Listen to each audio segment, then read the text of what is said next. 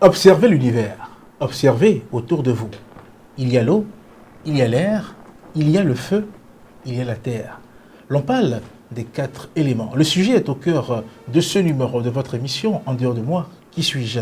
Koulouss Edgar Doglo est déjà dans ce studio pour nous en parler. Koulouss Edgar Doglo, bonsoir. Bonsoir Charles. Un plaisir de vous retrouver. Plaisir partagé. Fidèle internaute de Guérit TV Monde, merci de votre fidélité à cette émission, votre émission spirituelle, En dehors de moi. Qui suis-je? Désormais, pour votre shopping à Porto Novo, une seule adresse: Chale Store. Chaussures, sacs, robes, parfums et bien d'autres accessoires d'habillement pour femmes sont disponibles à Chale Store. Chale Store est situé à Porto Novo, Carrefour Catchy dans la rue Orabank. Contact plus 229 62 114 14 79. Chale Store, faites-vous belle à moindre coût. Nous voici de retour sur ce plateau. Comme je l'ai annoncé dans l'introduction de cette émission, nous parlons des 4 éléments. Aujourd'hui, dans cette émission, nous allons démarrer par l'un de Koulouss Edgar Doglo. Les 4 éléments.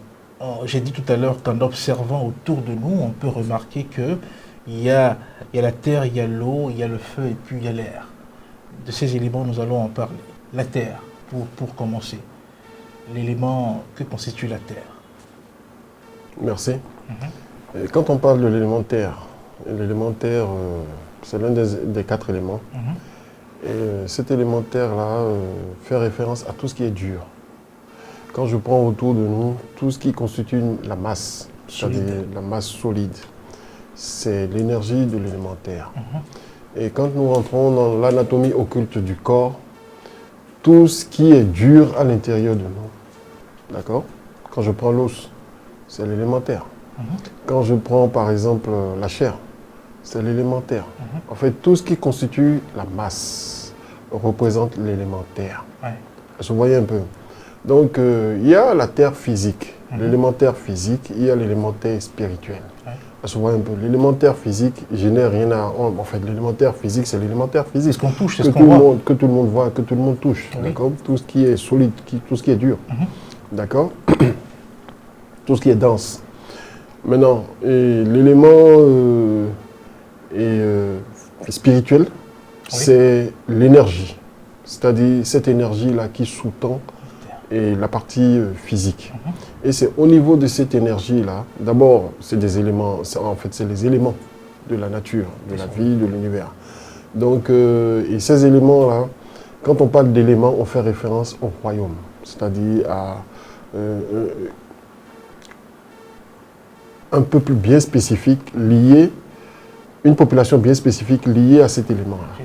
Vous voyez un peu. Donc, au niveau de la Terre, nous avons aussi les élémentaux liés à la Terre, c'est-à-dire ces êtres-là qui sont l'émanation énergétique, d'accord? C'est l'émanation de cet élément-là. Vous voyez un peu. Et ces éléments-là sont dans l'astral, c'est-à-dire dans la dimension non visible par les êtres humains. Il faut forcément développer des capacités, une capacité spéciale, c'est-à-dire exprimer, comme les gens le disent, ouvrir son 3e œil, c'est-à-dire avoir la double vision pour pouvoir apercevoir ces êtres-là dans l'astral. Parfois, ces êtres-là font des intrusions dans notre monde physique. Quand je rentre dans notre panthéon, l'élémentaire correspond à quoi? L'élémentaire correspond à Sakwata. D'accord? Vous allez entendre, on parle de Sakwata Azonwano. D'accord? Donc, c'est ça le nom de l'élémentaire chez nous. Et les Sakwata, d'accord? Correspond, de la même manière, c'est hiérarchisé en français, c'est de la même manière, c'est hiérarchisé aussi chez nous. D'accord? Il y a toujours un régent, c'est un royaume, il y a toujours un régent, et il y a des êtres qui expriment ça. D'accord? Un exemple d'être les Avons, par exemple. Vous voyez un peu les Avons lors du Tokloplo. Et quand le Aklogan, par exemple, décrète, c'est-à-dire quand il y a des intrusions, D'accord? Parce qu'il y a les êtres de la terre négatifs et il y a les êtres de la terre positifs.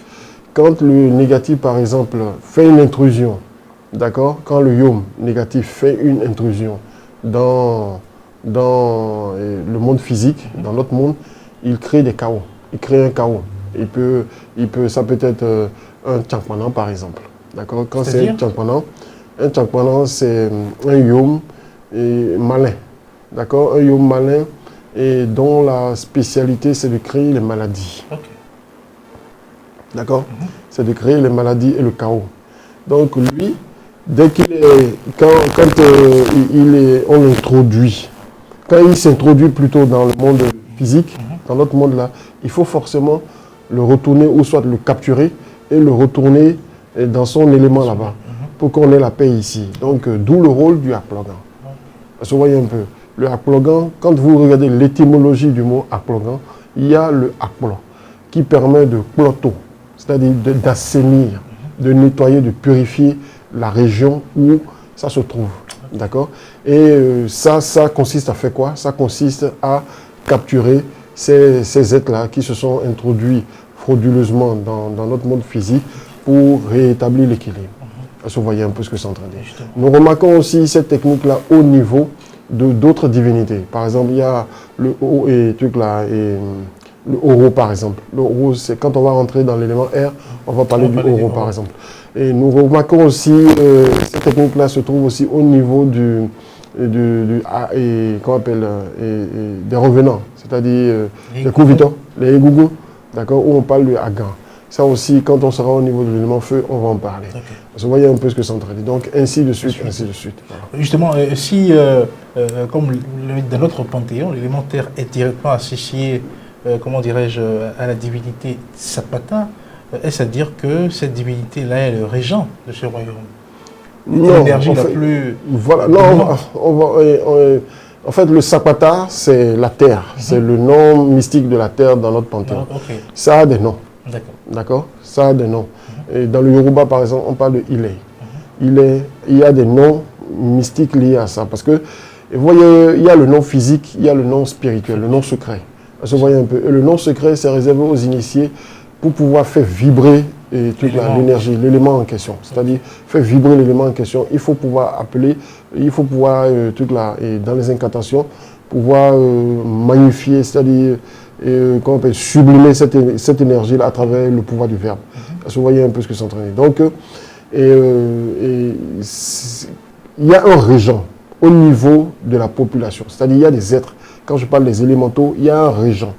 D'accord? Et ce régent-là, voilà, lui, il gouverne. D'accord? Il ordonne. Et on a possibilité de pouvoir rentrer en contact, d'accord, avec ce régent-là. Je donne un exemple. La femme, le premier jour des menstrues, j'en ai parlé ici déjà une fois, le premier jour des menstrues d'une femme correspond à l'énergie terre, c'est-à-dire à l'élément terre. Donc, elle peut travailler avec des techniques bien spécifiques qu'on va lui montrer, d'accord? Elle peut travailler avec cet élément-là pour pouvoir faire quoi? Pour pouvoir se purifier, d'accord? Et communier, c'est-à-dire s'harmoniser avec les attributs liés à l'élément, à cet élément-là. Okay. Vous voyez un peu ce que c'est en train de dire. Oui. Voilà. Oui, l'élémentaire, on vient d'énoncer un peu, comment dirais-je, ce qu'il y a par rapport à cet élément-là. Si nous venons à l'élément air, puisque nous avons dit qu'il y a 4, la terre, nous allons passer à l'air maintenant. Non, avant de passer à l'air, il faut qu'on passe à l'eau. Allez-y. Voilà. Donc, il y a l'élément eau. L'élément eau correspond à tout liquide physique. D'accord? Tout ce qui est liquide physiquement. Et nous avons dit dans l'émission précédente, nous avons parlé du principe premier de l'élément eau. Comme il y a le principe aussi premier de l'élément terre. D'accord? Bon. On va en revenir peut-être une autre fois. Donc, le principe premier de l'élément eau, on en a parlé tout à l'heure, c'est l'humidité. C'est-à-dire, il n'y a pas cet endroit-là où le principe de l'humidité ne s'exprime pas. Vous voyez un peu ce que c'est en train de dire. Donc, comme j'ai parlé par rapport à l'élément terre, l'élément eau aussi constitue un royaume, c'est-à-dire un bloc, d'accord, où il y a des émanations de cet élément-là, d'accord, ces élémentaux-là. Donc, la spécificité, c'est que contrairement au yom, c'est-à-dire au sapata, je précise, les sapata, les êtres liés à la terre, sont de taille très courte, c'est-à-dire c'est des tailles nano. D'accord? C'est des tailles nano, mais dans l'astral, ils ont une certaine taille. Mais dans le physique, quand ils apparaissent dans le physique, ils ont une taille et carrément, ils sont confondus carrément à la terre. C'est-à-dire, on a l'impression, on voit que les cheveux. Mais le corps est carrément recouvert par... Et voilà, c'est un peu comme ça, il se présente. On va parler des Aziza. D'accord? On dit Azizada. Azizada, en fait, c'est un yom. D'accord? Mais un yom tellement minuscule qu'on ne voit pas son corps physique. On ne voit que son corps et c'est-à-dire les cheveux. Les cheveux qui ne font que grandir, qui ne font que se multiplier. Vous voyez un peu ce que c'est entraîné. Voilà. Donc, je reviens à l'élément eau. Donc, au niveau de l'élément eau, la forme est beaucoup plus sublimée. D'accord? Et cet élément-là, et les êtres-là sont beaucoup plus rapprochés des êtres humains. C'est-à-dire qu'ils ont l'apparence de l'être humain. Seulement que la spécificité, c'est que en tant qu'entité, puisqu'on rentre dans un domaine bien précis en tant qu'entité, c'est-à-dire ils ont une caractéristique qui correspond aux êtres. Par exemple, les poissons, les crabes, etc., tout ça, la moitié du corps, etc., tout ça. Vous voyez un peu ce que j'entends dire. Voilà. Donc, ces êtres-là sont beaucoup plus évolués. Ils ont une conscience, beaucoup plus, et ils ont une grande connaissance de la création. D'accord? Parce qu'ils font partie intégrante, ils font partie intégrante de la création. Vous voyez un peu ce que j'entends dire. Donc, ces êtres-là, comme je l'ai dit tout à l'heure, il y a l'eau physique, il y a l'eau spirituelle. Oui. Vous voyez un peu, l'eau spirituelle, il y a le sang, d'accord, il y a les liquides séminaux, d'accord, pour ne pas dire, je crois, séminaux. Hein. Bien sûr, voilà. bien sûr. Donc, il y a tout ce qui est liquide, d'accord. Et maintenant, au niveau spirituel, maintenant, il y a l'eau astrale. C'est-à-dire l'eau en termes d'énergie. Vous voyez un peu, le flux et le reflux de l'esprit. Vous voyez un peu. Et cette eau-là, c'est-à-dire cette eau qui nous permet d'harmoniser tout. D'accord? Cette eau spirituelle-là qui nous permet de mettre tout en mouvement, ou bien de percer les mystères de la vie, c'est-à-dire de voir à travers le temps. D'accord? De voir à travers le temps.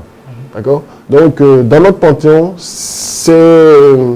l'eau-là, ces êtres de l'eau-là correspondent à ce que les gens dénomment mamies. D'accord? Les mamies, les dents, d'accord? Les mamies, les dents, etc. Ok. Oui, à part c'est l'élément eau, et l'élément qui suit, le feu ou l'air? C'est l'air. L'air. Voilà, l'air. C'est toujours, la forme est toujours rapprochée, c'est-à-dire c'est des gens, c'est des êtres de grande taille, d'accord, et les elfes, d'accord. Donc les autres c'est les ondines, l'eau c'est les ondines. Ici on parle des elfes en français, dans la spiritualité au niveau du français, mais ici dans notre panthéon on parle des dangilas, c'est-à-dire c'est des dents. Mais des dents de l'air, c'est des êtres de l'air. Et on voit ça à travers leur forme. Parce que vous voyez un peu ce que c'est en train de dire. Donc, il y a l'air. Ce qui correspond, il y a les poumons, le siège de l'air, tout l'air qu'on respire, etc. Tout ça. Donc, voilà la représentation au niveau du corps humain. Voilà. Et puis, sans l'air aussi, il y a problème. C'est-à-dire, on ne peut pas vivre sans. C'est l'élément de l'équilibre. C'est-à-dire, c'est cet élément-là qui permet d'équilibrer, qui permet d'harmoniser tous les autres éléments. Parce que vous voyez un peu. Donc, l'air correspond au danguila. Dans l'astral, l'énergie de l'air, c'est l'énergie de l'équilibre. D'accord? C'est ce qui équilibre. C'est-à-dire, voilà. C'est-à-dire, il gère les excès. Les excès en termes de ceci. C'est-à-dire, par rapport au flux de l'énergie, par exemple, l'air permet de réguler voilà, et les énergies.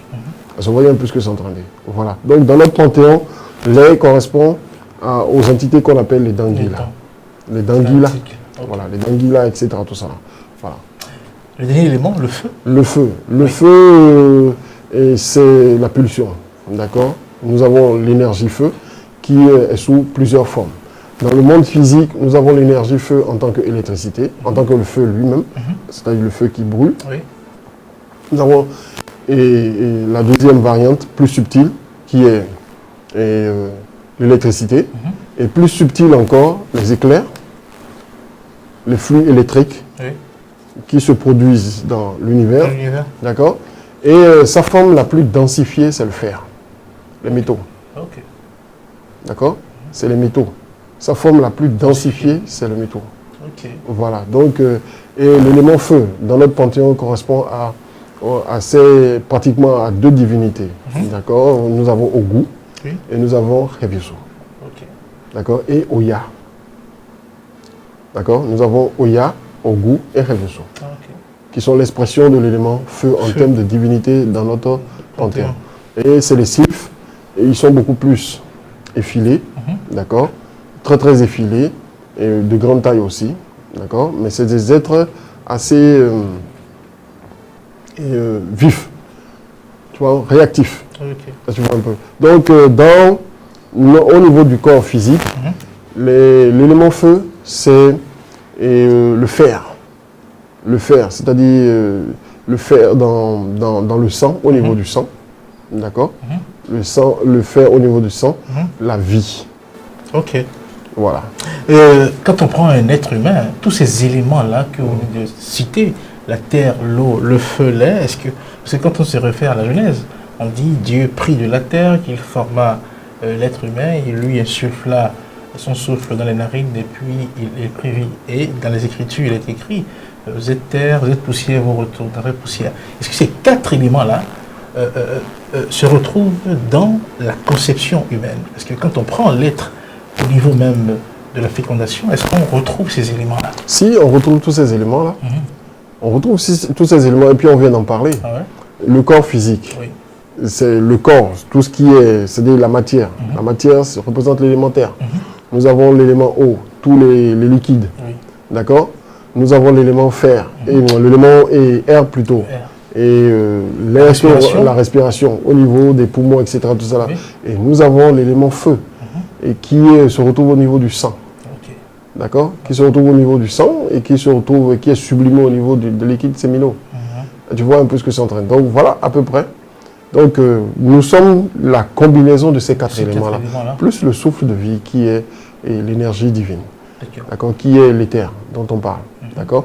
C'est vrai, il y a d'autres éléments, mais comme on est sur les 4 éléments, donc voilà, on se limite là. Oui, l'on entend dire, il y a des théories selon lesquelles, quand on prend un être humain, il y aurait des éléments dominants chez l'être, et en fonction de ces éléments qui se dominent, on dira que tel beaucoup plus est attaché à l'énergie terre, l'énergie eau, l'énergie... Oui, avant de répondre à cette question, j'aimerais préciser quelque chose. Ces éléments-là correspondent, les 4 éléments correspondent, c'est-à-dire sont dans le codex de notre ADN. Tu vois, donc, au niveau de l'ADN, c'est-à-dire même les groupes sanguins aussi sont calqués encore sur ce format-là. C'est-à-dire, c'est le codex. Vous voyez un peu ce que c'est en train de dire. Et vous allez voir que ce codex-là se retrouve un peu partout et est lié encore à l'oracle. Vous voyez un peu, l'oracle, ça fait 4. 4 puissances, c'est-à-dire 4... Et il y a 4, d'accord, 4 fois 4, qui fait, 16. Voilà, qui font 16. Vous voyez un peu ce que c'est en train. Donc, tout est lié. C'est lié à l'oracle, c'est lié. Et puis, quand on multiplie 16 fois 16, ça fait 256. Donc, ça veut dire qu'à notre niveau, il y a 256 combinaisons possibles. D'accord. Et quand ces 4 éléments-là se mettent en combinaison, il y a 256 possibilités. 256 combinaisons possibles. D'accord. Qu'on peut... 256 versions, si je peux m'exprimer comme ça, et de nous, qu'on peut exprimer, qu'un être humain peut exprimer à base, c'est-à-dire s'il a une parfaite connaissance de ces 4 éléments, de la manipulation, de la compréhension d'abord de ces 4 éléments-là, et de la manipulation, de la connaissance liée à ces 4 éléments, et comment manipuler ces connaissances-là. Est-ce que vous voyez un peu? Ça veut dire que quoi? Il y a un rapport direct avec l'oracle, d'accord? Et avec ces 4 éléments en nous, en tant que, voilà, c'est ça. Et pour en venir à ma question... Maintenant, pour en venir à la question, les éléments dominants, c'est vrai, quand un élément domine, quand je prends par exemple l'eau, quand l'eau, l'énergie de l'eau domine en quelqu'un, il est plus poussé C'est-à-dire l'énergie eau s'exprime beaucoup plus. C'est-à-dire il est affiné à cette énergie-là. Il est affiné c'est-à-dire aux manifestations et, voilà, physiques et spirituelles, et y compris les dons, les aptitudes, etc. Tout ça là. Donc il va beaucoup plus refléter voilà, et le principe de l'eau. D'accord. Même chose au niveau du feu. Même chose au niveau de l'air et même chose au niveau de la terre. D'accord. Et par rapport à ça, on peut définir, c'est-à-dire on peut définir cet individu-là, d'accord, spirituellement parlant, et par rapport à l'élément qui domine, tout en prenant en compte les autres éléments. D'accord. Donc, c'est ça. Quand je prends par exemple la balance, quand je rentre dans le zodiaque, le zodiaque par exemple, je prends la balance. La balance, c'est l'élément air. D'accord. Ça veut dire que l'air prédomine. D'accord. Ça veut dire que l'air prédomine. Si l'air prédomine, et l'individu va exprimer, d'accord, en fait, le principe de l'élément air. D'accord. Mais il y a les trois autres principes. D'accord. Donc, on doit aller à la recherche de la dose de chaque énergie, d'accord, pour pouvoir déterminer, en fait, pour pouvoir déterminer son destin. Quand je parle de destin, pour pouvoir savoir qui il est, comment s'orienter, etc. Tout ça. Ça aussi, ça se fait au niveau de l'oracle du phare aussi. C'est pour ça que je dis, il faut que les consultations, les signes des consultations de la forêt sacrée, c'est-à-dire par rapport aux signes d'incarnation énergétique, d'incarnation de l'individu, d'accord, qu'on puisse étaler ce signe-là dans les 4 dimensions pour pouvoir cerner et savoir qui exactement est cet individu-là et qu'est-ce qu'il a eu à faire, qu'est-ce qu'il fait maintenant et comment il va se comporter. En fait, lui permettre, avec ça, il pourra sortir de la roue infernale des réincarnations, par exemple. Vous voyez un peu ce que c'est en train de dire. Ça peut aller? Oui. Voilà. Donc, l'élément qui prédomine, quand je prends par exemple le zodiaque, nous sommes soumis en réalité à 4 signes. Parce que quand nous prenons le signe, nous rentrons au niveau de la roue du zodiaque, nous avons 4 éléments. En fait, nous avons 12 éléments, d'accord, 12 signes. Et maintenant, ces 12 signes sont répartis de façon symétrique au niveau du cercle, d'accord. Maintenant, je prends mon signe. Par exemple, si je suis balance, maintenant, je prends la balance, d'accord, je fais la projection, c'est-à-dire, je fais la projection directe. Je vais tomber sur un signe. Je partage le cercle en 2. Maintenant, je viens tracer la perpendiculaire, passant par le milieu du cercle. D'accord. Puisque le milieu du cercle, le milieu du cercle me représente moi. C'est moi qui suis au milieu, c'est-à-dire c'est l'individu qui est au milieu du cercle. Donc, et les 4 signes auxquels il est soumis représentent les influences auxquelles il sera soumis, en fait, les influences passées, maintenant et futures. Vous voyez un peu ce que c'est. Donc, je trace la perpendiculaire. J'obtiens quoi? J'obtiens une croix. Cette croix dont a parlé Jésus. En réalité, la croix dont a parlé Jésus, qu'on se crucifie, c'est-à-dire que le sacrifice qu'il a eu à faire, en réalité, c'est le sacrifice de la croix des éléments. Vous voyez un peu ce que c'est en train de dire. C'est-à-dire pour pouvoir, c'est-à-dire sans connaissance des influences des 4 éléments dans une incarnation, nous ne pouvons pas transcender la matière. C'est-à-dire c'est cette connaissance-là qui nous permettra de faire quoi? De transcender la matière. Mais pour pouvoir transcender la matière, il faut pouvoir connaître les influences auxquelles on est soumis dans cette incarnation-ci. D'accord? Et le zodiaque, une connaissance profonde du zodiaque nous permet de savoir ça. Une connaissance parfaite de l'oracle aussi nous permet de faire ça. Et une connaissance profonde de la structure de l'ADN. D'accord? Je dis bien, une connaissance profonde de la structure de l'ADN liée aux 4 éléments nous permettra aussi de savoir qui on est et de savoir comment s'orienter. Vous voyez un peu. Voilà. Nous sommes déjà au terme de cette émission sur la thématique, ces 4 éléments. Qu'est-ce que vous pouvez dire en guise de conclusion? Oui, en guise de conclusion, comme nous sommes toujours sur l'émission En dehors de moi, qui suis-je, les gens n'ont qu'à comprendre, en fait, l'être n'a qu'à comprendre qu'il n'est pas seulement fait de chair et de sang. C'est-à-dire, il est composé de 4 éléments, d'accord, et du souffle de vie. En dehors de ces 5 éléments-là, il y a d'autres éléments dont on en parlera plus tard.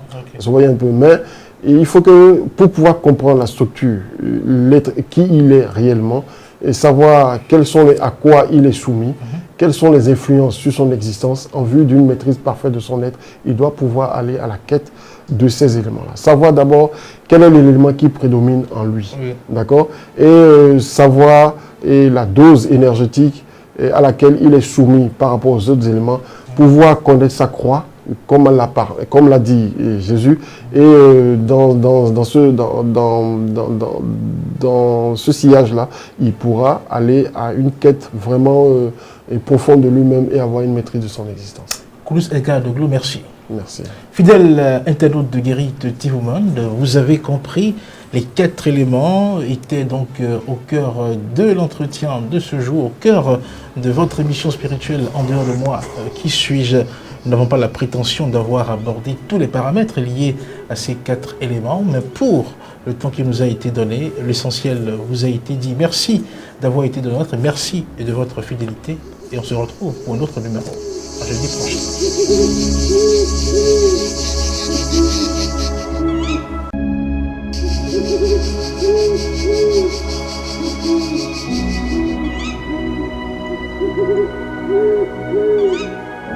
Thank you.